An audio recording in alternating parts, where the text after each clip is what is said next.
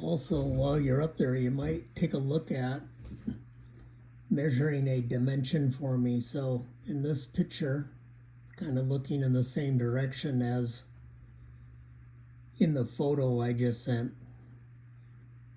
at the far end of the living room, the full width trusses, there's a diagonal in there at an angle like this, and I'll draw it in here. Something like it might look something like, I'm gonna guess the angle maybe like about that, and it's a 2x4, so we'll make this a 2x4, and it actually only extends to the top chord of that far trusses. In the photo, it looks like maybe this dimension below is a little more than the one above. So my idea is to put a beam in until the beam, let's say, would go in right against, can I do this? Shift at 1.75, comma, let's say a 14 incher. So the idea is to fit the beam in here, and all the end of beams are shown as an X through the end of the beam to show it's the cross section. The thing is, if this is a 14-inch beam, then it's going to require 4 lambs. So the way you'd install these is, and I give you the specs, probably SDS screws on this first lamb into the side of this 2x4. And then, let's see, let me,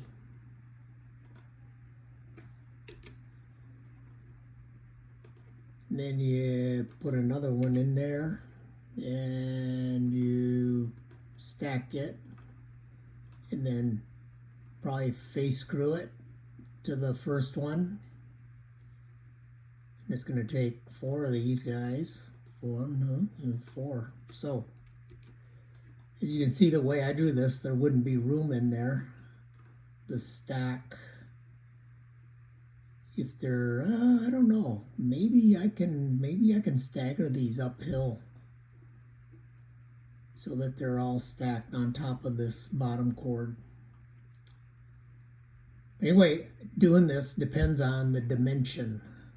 I'm gonna put a dimension here. We need a dimension from here projected to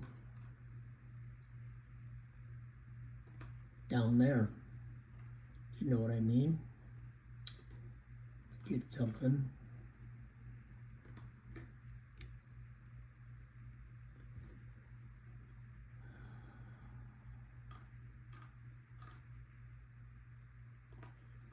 So the way I drew this in here is only 1 foot 2.5 inches from down here to there, and you could do this. I don't know. You could measure up from here to 6 inches or a foot on the truss behind you in the crawl space, and then go down to the far end and measure the same distance up, and put a nail in here, like pound a nail in part way into that vertical 2x4. Then pull a chalk line all the way through to the far end, and then get the chalk line lined up with both nails and measure that. Or you could probably just go to the far one and do the same thing, put a nail, and then just take a level out into the space beyond and measure up to the bottom of this 2x4. And then the third thing on this is determining what this joint looks like right here. How did they construct the original house? What I've shown is the first floor wall with a double top plate, and then the second floor framing stacked on top of that. But they may have also done this as balloon framing. So this wall 2x4 may be full height all the way up to the roof rafters. And I've kind of drawn that over here. And then what they do is they take the floor joist and they just nail it to the side of the 2x4. So really the only way to find that out is to tear the ceiling out down here. So you can look up in there and see what that joint looks like. And also get a handle on maybe what the thickness and type of sheathing and siding. Again, I think the sheathing is probably 1-bys, maybe nailed diagonally to the outside of the studs. And then probably tar paper, and then some kind of siding over the top of that, lap board siding. So the first thing maybe is just to get up there and take off that craft paper and see what's underneath there. And look down here and see, I'm gonna draw maybe what you're looking for is a U-hanger down here that's nailed. It would look something like that, nailed to the side of the house.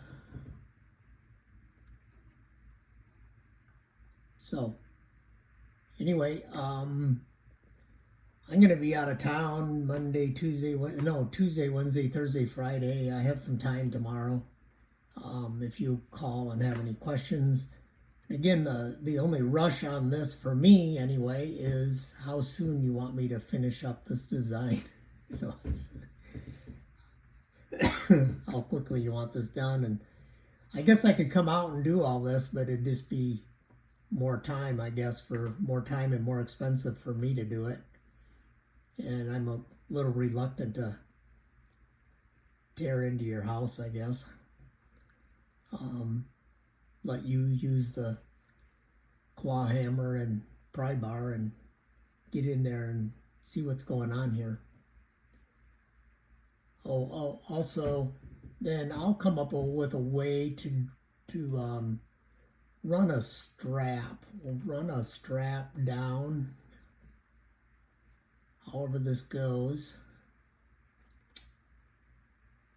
down, because we had to pick up this joist, down, under, up, over, and down, in order to hang this stuff. Most of the load is roof load coming down this stud. It's also floor load. And of course, then this load would be carried by the first beam that's just lagged right into that vertical truss member. Properties.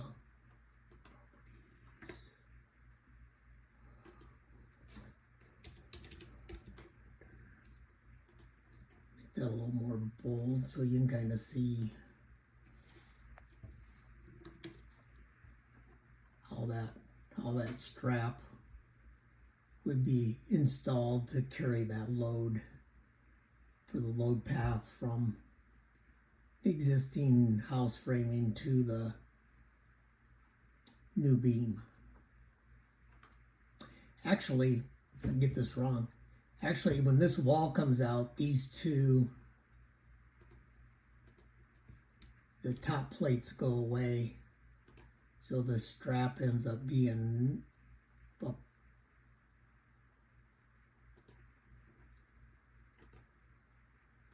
up in there like that. That makes sense?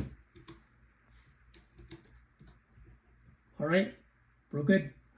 Call me if you have any questions.